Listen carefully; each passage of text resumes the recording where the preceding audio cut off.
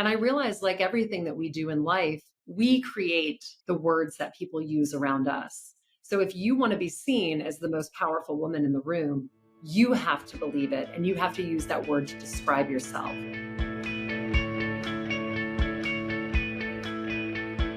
Welcome, everyone. I am so excited to be here today with Lydia Fenet. Lydia, welcome to What the Fundraising. I'm so excited to be here. There's nothing I love talking more about than fundraising. So I'm delighted to be on this show. It feels so lucky to have you here after I just finished reading your book. And I know we have some mutual friends in common as well. Why don't you tell everyone a little bit about you, your history, and what brings you to our conversation today? Absolutely. So my name is Lydia Fenet. As we discussed at the beginning, I'm the CEO and founder of the Lydia Fenet Agency, which is a boutique charity auctioneering agency that I started about 3 months ago. But the story begins a lot longer before 3 months. And I have been a charity auctioneer for over 2 decades. I worked for Christie's auction house for almost 24 years. And that was really where my story started and frankly continued for a really long time. But the one passion that I've always had in every offshoot of my career has really come from charity auctioneering. So in 2019, I wrote my first book called The Most Powerful Woman in the Room Is You, based on things that I learned on stage as a charity auctioneer about selling as a woman and how to fundraise in a way that felt authentic to you. And then I followed it up with a second book that came out just in March of this year called Claim Your Confidence, because I kept getting the same question about confidence when people were talking to me about the first book. So I started a podcast also called Claim Your Confidence, just because if you want something done, give it to a busy person. So that was the beginning of the year. And then I launched the agency a couple of months after that. So all hands on deck. I feel like I'm firing on all cylinders. And it really all comes down to raising money for nonprofits in my life. I love hearing that. And that's so interesting about the confidence piece, too. I'm curious, when you launched your first book, how did people relate to the word powerful? I'm curious about just that word in general, both in terms of how women relate to it, but also how folks in the nonprofit sector relate to it. It's a random question to start with, but I've always wondered. Yeah, it's so funny that you asked that, Mallory, because the most powerful woman in the room is you came out in 2019. And I remember when I told the New York Times that I was writing a book called The Most Powerful Woman in the Room Is You, even though I'd only written a chapter of it, they were basically doing a day in the life piece. And I kind of felt like if I was ever going to make myself do it, telling the New York Times that I was doing it was going to be the way. And so I did, and it worked. But the interesting thing was, I remember the day after I walked into work, and no one at work knew that I had this dream of writing a book. And I ran into who was then the chairman of the company, who I'd worked with for over, at that point, 15, 16 years. And he walked by me and he kind of laughingly said, "The most powerful woman in the world." And I remember honestly just wanting to die. Like, who was I to use this word powerful? And who was I to feel like I could use that word as the title of a book? But what I realized over the course of the year as I wrote it, and then ultimately as I started to promote it, was I became that person because I took ownership of that word. And so when I used to tell people at the very beginning, they'd be like, "What's the name of your book?" And I would say, "It's the most powerful," like really try to swallow it. And I do remember some people saying, "Whew, that is quite a title." But then as I got more comfortable with it and I took ownership of that word and the book came out and I was in charge of promoting it, I took ownership of the word power, and then people saw me as powerful. And that was a really interesting shift. And it was something that I don't know that I really saw it until a couple of months afterwards, when I remember a friend of mine saying something like, "I went to a conference and they had a Power Women Summit and you were not there." As if to say I was the only person who could speak on the authority of power. And I realized, like everything that we do in life, we create the words that people use around us. So if you want to be seen as the most powerful woman in the room, you have to believe it and you have to use that word to describe yourself. And so I find a lot of feedback I get about the book is someone says to me, "I saw the book across the room at Target and I saw the word powerful and I thought, that's who I am, or that's who I want to be." And that ended up being a main driver of the people who read that book. Wow. I had a woman in college that I interned for as a part of an applied studies program who was a political leader in the state. And I remember her saying to me at one point, as soon as you stop being afraid of the word power or of power, you're going to really realize what you're capable of.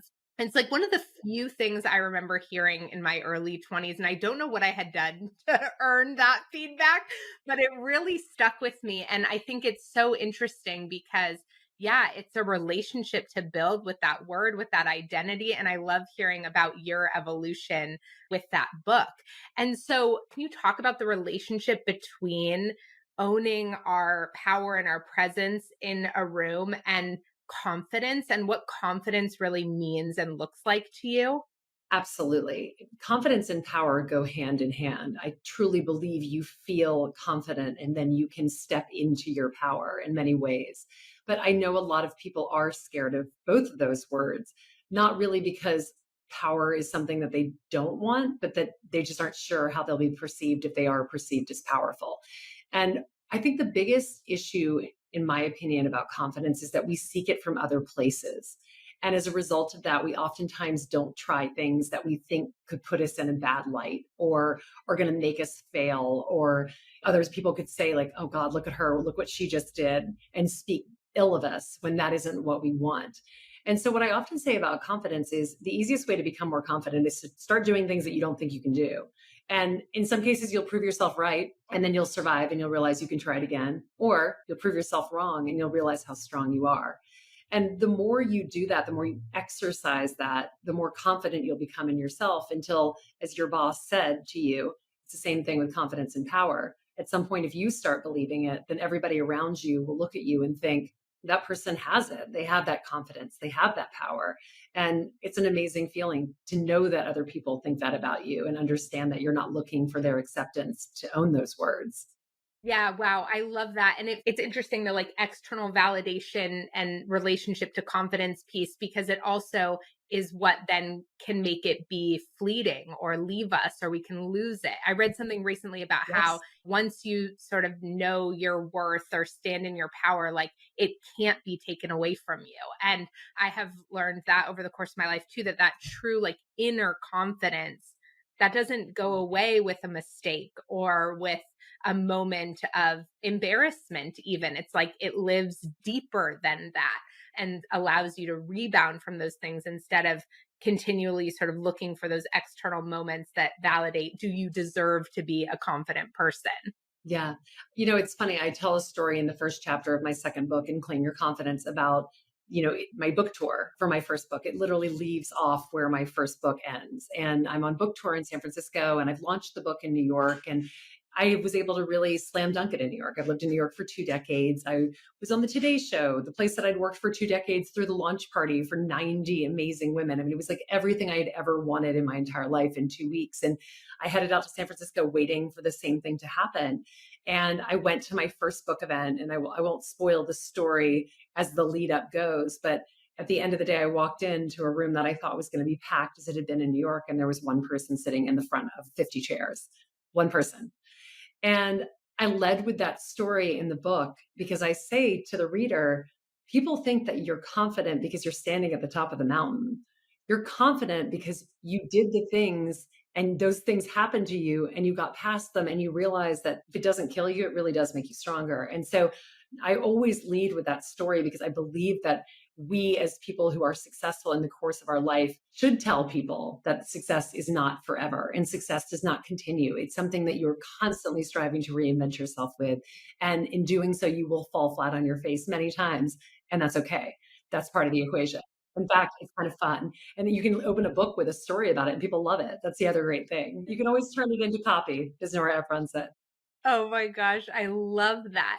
Okay, I want to transition from how we're talking about that individual confidence to like our fundraising confidence because I've done a lot of different types of fundraising in my career in this sector. I have never done auctioneer work or even paddle pledge work, even when I was in small organizations where we weren't externally hired. And I've always been just in awe of auctioneers and folks who lead paddle pledges at these events and the confidence they exude, the energy, kind of the pulse they create in the room. So talk to me a little bit about how your journey into becoming an auctioneer has built your identity, built part of your orientation to your own confidence, and the role you see that playing in fundraising.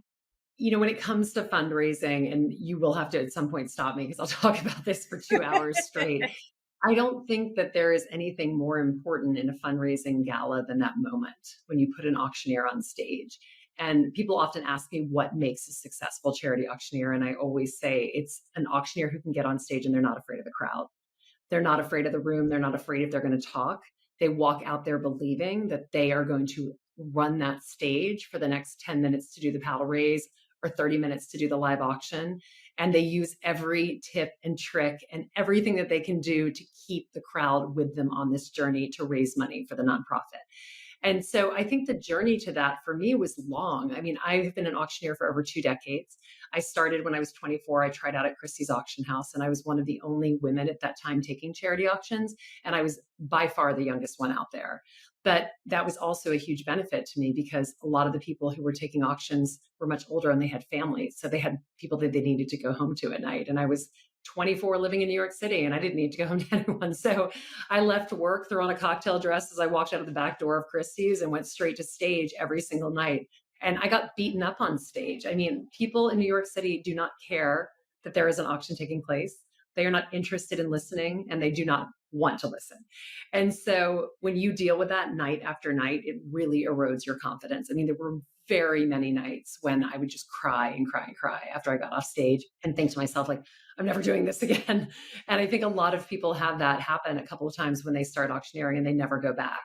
And I'm sure you've been in rooms where you've seen that happen, where it's like you think it's going to all go well, and the person gets up and people just talk the whole time and they can't get control of the crowd. But over many, many years, what I really developed was an authentic voice, something that was true to me. I think it's a little bit of comedy, it's a little bit of improv, it's a little bit of reading the room and motivating them through jokes and through flattery and through the things that I know make it work. And as a result of that, even during the bad ones, I'll often say in this day and age, I still have 5 or 6 a week. And so I might say over the course of a week, out of 5 auctions, like I can think of like 2 in my life that I would call tens, just like absolute slam dunks, everything I ever wanted, extra bonus, all those things. And then over the course of a week, I'll be like, okay, that was a 5. Like I didn't feel great about the way that the crowd was. What could I have done differently? But that was a 7 and that was an 8. And so it's an objective way of looking at my performance that night in relation to the crowd. And that for me has helped maintain my confidence because I know if I go out there and it's great, whereas I know if I go out there and I did my best, but the crowd wasn't where I needed them to be. But I always feel like the confidence piece comes from knowing that you've tried your best. You've gotten out there and you've given it your all. There's nothing else you could have done, no trick left in the book.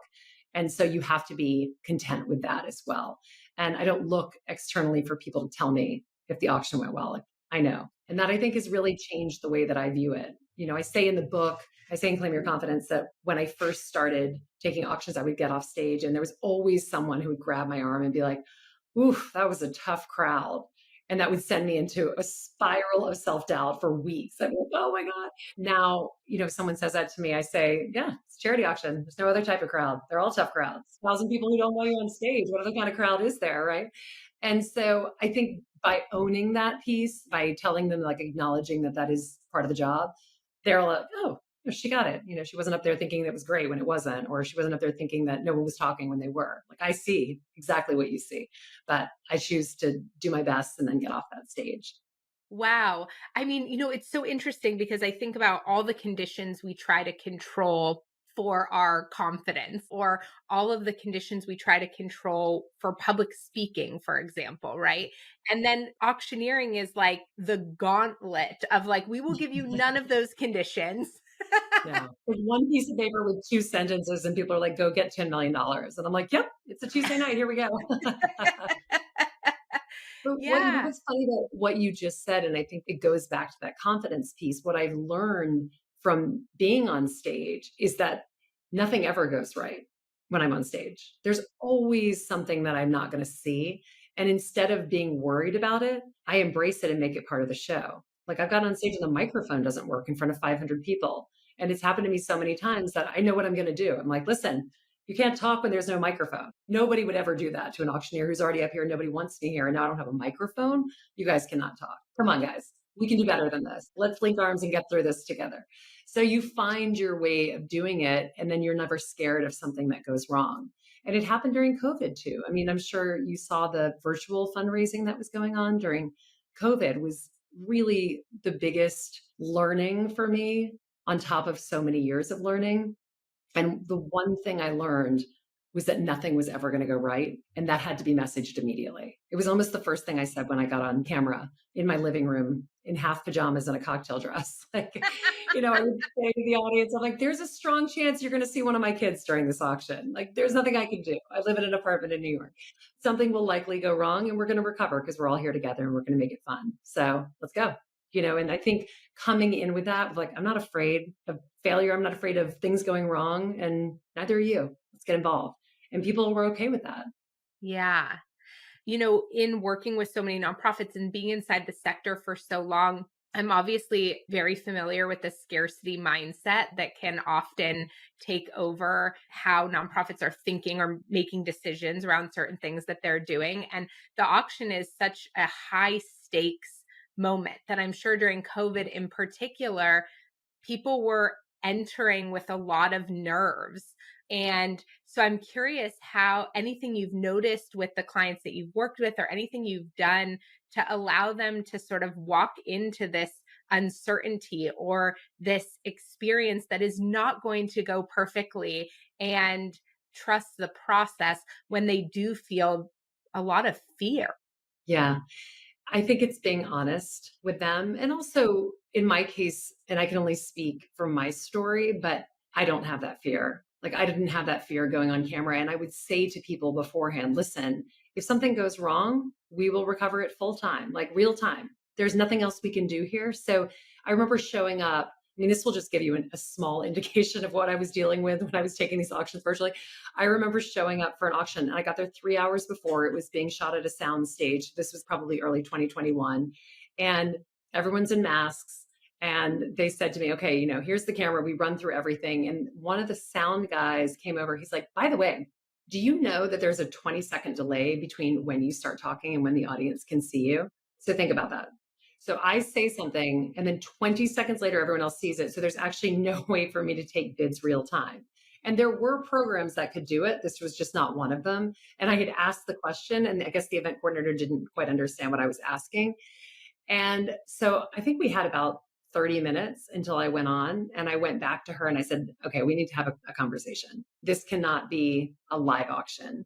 We're going to have to completely redo this right now and reset it so that these things are set up on your back end website and people can sell and people can buy them and they can bid real time like that. But this interface doesn't work. There's a 20-second delay. And she was just like, and I was like, it'll be fine. I'll walk you through it. And she was like, okay. And we raised the money. And the point was not like, this is so great, I'm so great. It was just that we were on board at that point, realizing that there were things that were out of our control and there was nothing we could do. But I had built up the trust with her and had the confidence in myself to believe that this was the right way to handle this because I knew that the alternative was not going to be good. And I think that also goes back to confidence in you and what you're doing. And as a fundraiser, you have to be confident because you have to believe in the people that you've hired who are experts at what they do. Yeah, wow. Okay, so I know something you're passionate about is diversifying auctioneers and increasing representation. And I know that part of your experience, as you shared, was breaking a lot of barriers there. So, can you talk to us a little bit about why that is so important as we think about auctioneering as really a key element of how a lot of organizations raise a huge amount of their funds for a year? Yeah, absolutely. So, I was at Christie's for over 2 decades and I taught 13 classes of charity auctioneers. And so, as I was getting to this part of my career where people were coming to me to ask for auctioneers, especially in the last couple of years before COVID, the years post COVID, a lot of the requests that I were getting were for people who didn't look like me or the other auctioneers who were working. And it was something that I was noticing more and more. And I remember once there's an organization that I work with, the most incredible organization, but every single person they serve is Black. And they said to me, do you have an auctioneer who you work with who is Black? And I said, I don't. I actually don't know a Black auctioneer. That's the truth. And at that moment, as I was starting the agency, it was something that was so important to me because that's how I felt as a woman. Like if you looked on the auction house rostrums at the big evening sales until 2020, there were no women taking the big evening sales. And now it's 50-50.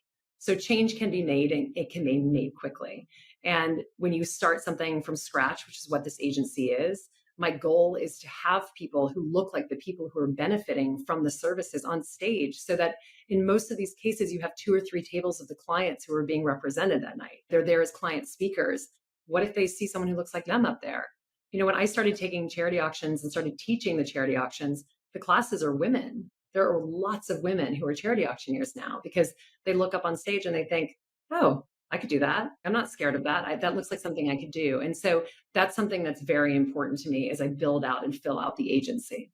I love that. And can we talk about for folks who are like, okay, we have nowhere to even start in thinking about hiring an auctioneer? Like, what should we consider? How do we make sure we are finding the right cultural personality fit? Like, I remember when I had hired auctioneers for organizations I ran previously, I just Googled and interviewed a few people and was like, I like this person the best, but had no real better way of sort of evaluating or finding someone that I thought was like the right fit for that audience and why. Will you talk to us a little bit about that? That's honestly the reason I started the agency. So it was that exact question that I was getting all the time. And as you can imagine, post COVID, a lot of people left New York and moved to other cities. And so I would go and take a fundraising gala. I'll give the example of Austin, Texas. I really had never taken an auction in Austin, Texas. And we had friends who moved down there. And so I think there are a lot of cattle auctioneers who take auctions down there. And they saw one and they were like, you should call Lydia and have her come down. It's a different style, but people might like it. And so I went down for my first fundraising gala, and I think it was such a fresh and different approach to what everyone was used to. I started getting calls that day. And that kind of happens now anytime I go into a market that doesn't have a really strong pool of charity auctioneers. Either they have a weatherman who takes the auctions, or they have a very specific person who's done it for 25 years in a certain market. And having trained 13 classes of auctioneers, I know what a really strong charity auctioneer should look like. And they don't all look like me. That's not the point. But there's something about them that is great on stage and that they hold an audience's attention and they know what they're doing and they're trained. And so that is really the reason I started the auctioneering agency, so that if you want an auctioneer for your nonprofit, you can call me. I can tell you who will be good based on where it's located, the size, the amount of auctions the person needs to have under their belt to be able to manage a room of that size. And then, as you said, the cultural fit as well. And I think all of those things are really important. And it makes it easier for the nonprofit that is out there being like, I don't even know where to start. Like, I'm going to Google this. Maybe we should get somebody who's a volunteer. There's so many questions and you don't need to ask them because I already have the answers for you. And I can help you find the person who's good for you. So just think of me as a time saver. Okay, great. Yes, I wish I had had you when I was doing that. You touched on something that I just want to explore a little bit, which is like, I do think that probably a lot of people think hiring a professional auctioneer is like a nice to have. And they're like, oh, our board chair can do it. Or, oh, like this person's charismatic, so they can do it. But what is sort of at stake and what are some things you've seen happen when folks have like thrown in random people to be their auctioneer? Honestly, my best case scenario is walking into an auction when they've had someone who's not a trained auctioneer. When someone's like, we've had someone's uncle do it. I'm like, we're about to make 2x what you made last year. I promise you that.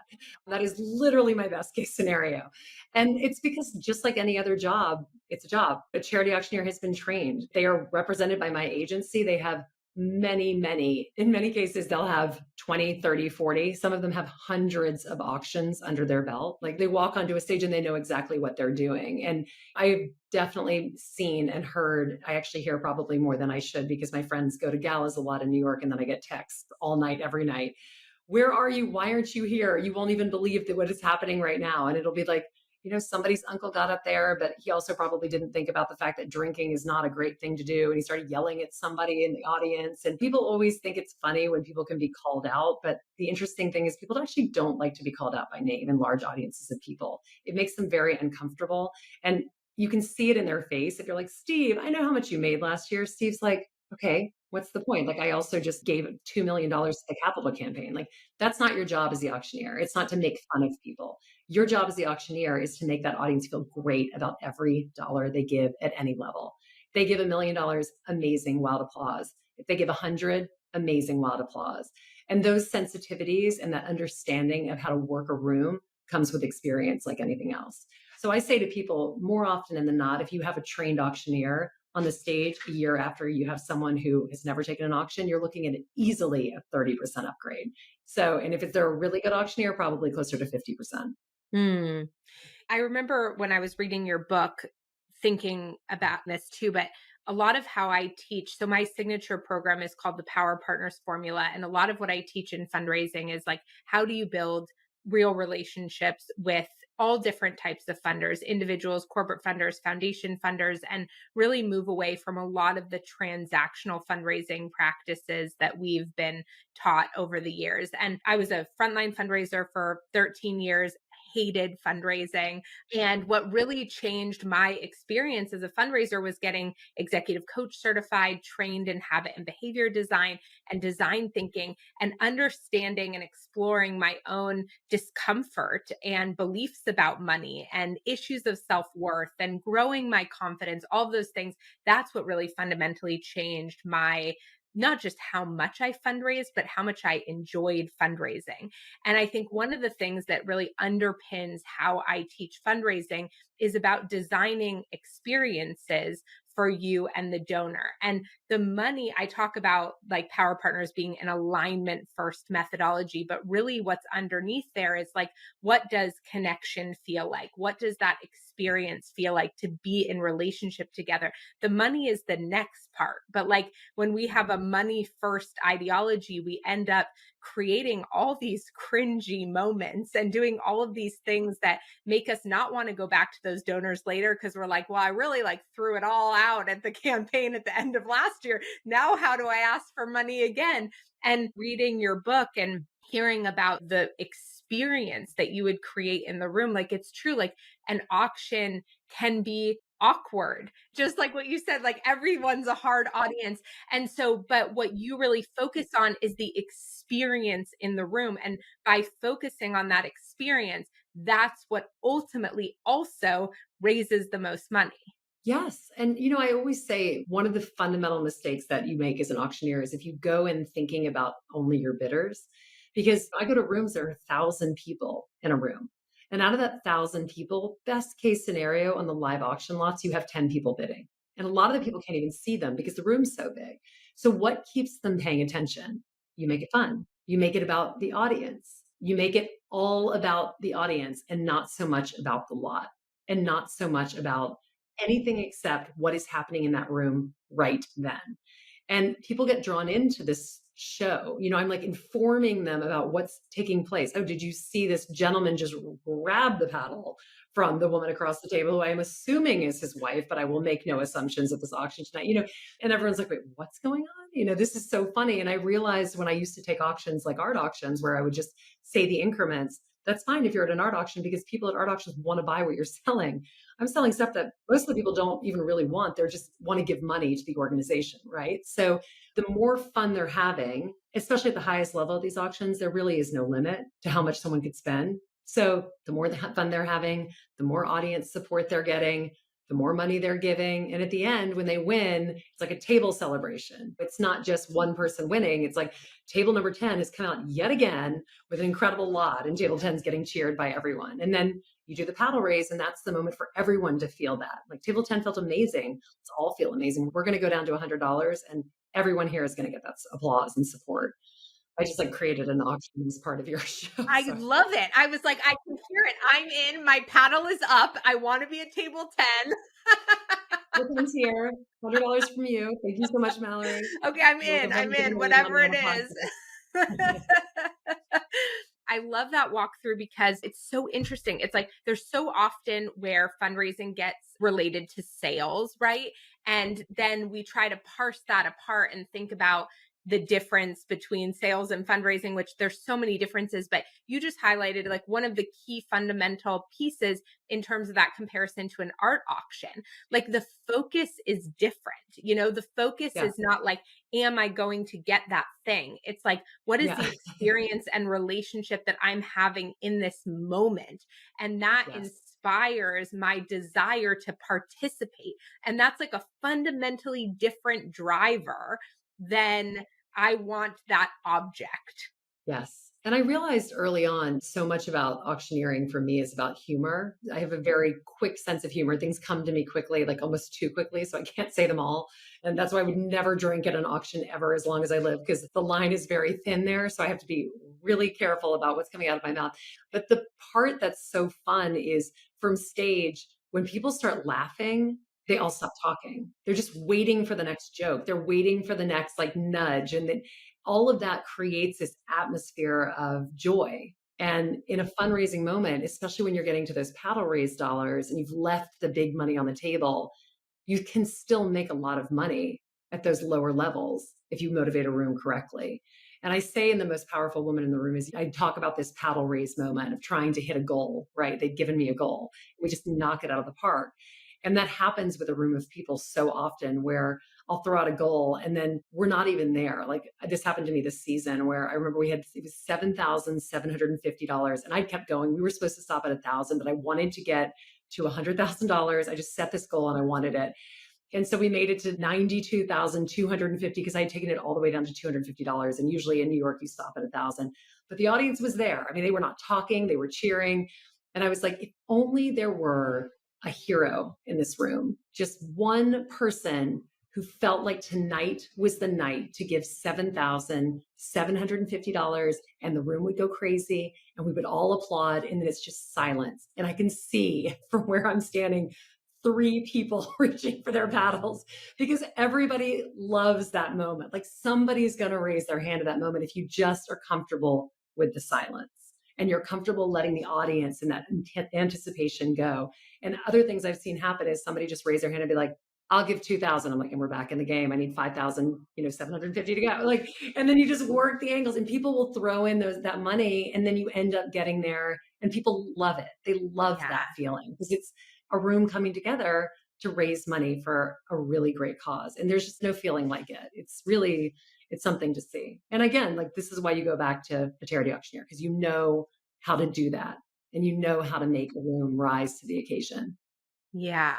It's so interesting, all these limiting beliefs we have around fundraising and how much I think fear and discomfort surrounds the auction moment and the paddle pledge moment on the nonprofit side. And so I think the Yeah. storytelling that you're doing right now is so important because for nonprofits to remember what this experience can feel like for their people in the room. Like, I think when people are planning their events, they're like, and then we'll do that cringy part. It's like, we're going to have all these feel good moments. We're going to have like the beneficiaries speak and our ED speak and the board chair speak, and this can be all the good stuff. Then we'll slot in this other thing. And so I think really like thinking about the auction and the paddle pledge being the crescendo moment, not the thing that needs to get like put in right behind the crescendo moment so you get the downswing effect, but that it really is this like incredible opportunity of people coming together, I think is just such an important reminder.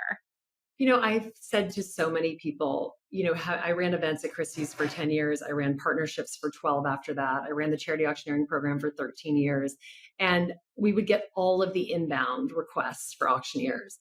And I would, on both sides, from the event planning side and the auctioneering side, I would watch people 18 months before an event picking out their invitations. Did we get the script right? What is our theme? What are our tablecloths? Like every single minute detail planned. And then you would get a call about the auctioneer 3 weeks before. Do you guys have someone you can send over to take the auction? And I saw that for 13 years. And I was just like, the only person who matters that night is the person who can make your money. Everything else is a sunk cost. Your flowers, beautiful, they're gone. Your venue, great. The door closes the minute you're done. What is the only way you make money plus you get the right person on stage? And again, that is why I started this agency because I had gotten that call so many times, so close to the event. And I was like, Guys, I book out a year in advance now, like a solid year. The organizations that I work with call me before they finish their venue contracts and are like, "Can you do this date?" And it's great because we all know going in what is expected when I get on stage. We are going to raise money. That is the only reason I'm there. And I've been with some organizations for 15 years at this point, and it's the greatest joy of my life. There's nothing I love more than getting off that stage and knowing that there is not a dollar left in the room. I love that. And that, like, the movement of money can feel so good. You know, I Yes. think that's another thing we forget in this sector sometimes, like mixed with the scarcity mindset and the desperation and that one angry email we got from a donor one time. Like, fundraisers hold so much kind of guilt around fundraising, I think, a lot of the time. And then we feel like, or I felt like for years, like fundraising was like trying to figure out how to ask someone in exactly the right way that maybe they do you this favor. And, you know, and I think when we hear stories like this and we hear about experiences like this, we're like, this is what like good money movement feels like. And this is like Yeah. people love giving like They in these do. People moments. want to help. And this is, by the way, and I say this all the time, is such a uniquely American thing. I've taken auctions all over the world. This desire to give and to give back doesn't exist in the same way that it does in the US. And I just think it's such a magical thing. And if it's celebrated and it's exciting and it's fun and it's done correctly, people should walk out of that room, whether they gave $5. It's usually the last thing I say after the paddle raise because there's always some sort of text moment or paddle raise pledge card on the table. But like, I don't care if you give $5 tonight. I would like it if you gave $5 million tonight. But whatever you can give, every dollar is equal because it means something different to every single person in that room that night. And I remember taking an auction for Project Renewal, which is this amazing organization in the city which helps people who are getting back on their feet after years of homelessness. And there was a video about a gentleman who had received their services. He had been homeless. He had lived there. He was back on his feet. He had an apartment of his own. And at the very end of the auction, I said, give whatever you can. And I'll cry when I say this. He stood up behind me and I turned around. I didn't realize it was him. And he was holding $100 bill to give back to the organization. And I'm about to cry now. I started sobbing. Like I could not stop crying on stage. And because that's what it's about. Yeah. Like ultimately, these dollars that you're giving are helping people and truly changing their lives. Like these fundraising galas, I take auctions for pediatric cancer where children survive because of the trials we raise money for in a paddle race. Think about how wild that is. You raise your hand and a child lived. Like that's what this money does. And that, like seen through that prism, you can never forget how important these things are and how life changing they are to people. Hmm. Okay, I could ask you a million more questions, but I want to be sensitive to time. Is there any question I haven't asked you that I should have been asking you about all of this? I don't have the answer for this, but I do always love the question, where is the fundraising world going post COVID? And I will only say this in 2019, I think I was on stage it felt like I was on stage 365 nights in a row. And I remember saying to my husband at the time, like, there just has to be a better way to do this. There's a gala every night in New York. There has to be a different way. And then during COVID, we did the hybrid and the virtual. And I said to my husband afterwards, I was like, actually, there is no other way. This is really the only way to get money. You need people packed in a room. They need to be having fun. They need a glass of wine or a themed cocktail. They need to be with their friends. They need to be there caring about something so deeply that they're willing to give irrationally. And that's how it works. So that's a question you didn't need to ask, but I do always think it's funny. Yeah, I think the experiences that you've described in this conversation, they are in-person experiences. Yes. Like, you know, they require community experience and like that pulse. I don't know how to explain it. Somebody was asking me about public speaking recently and I said, I don't know how to explain it, but I look for the pulse. Like I know I'm in my flow when I've like kind of ramped up in my talk when I can feel the room vibrating together. I don't know how to describe it, but it sounds so similar to what you're talking about. And that feeling is such an in person experience. Yeah. Someone once said to me before I got on stage, he said, we were talking about like what was my job, which is you can imagine is always like a good cocktail party conversation. Oh, wait, what do you do? I'm like, well, that's so interesting because I'm going to see you from stage and probably take money from you tonight. So I'm glad that we met. But it is funny because it is such like as I was getting on stage, he said to me, "So you're about to bring the energy you want from the room, huh?" And I was like, "That's the best description I've ever heard. Like I can't go on that stage unless I come out full throttle at 10 o'clock at night so that people know exactly what's about to happen. I have to wake them back up and make them engage."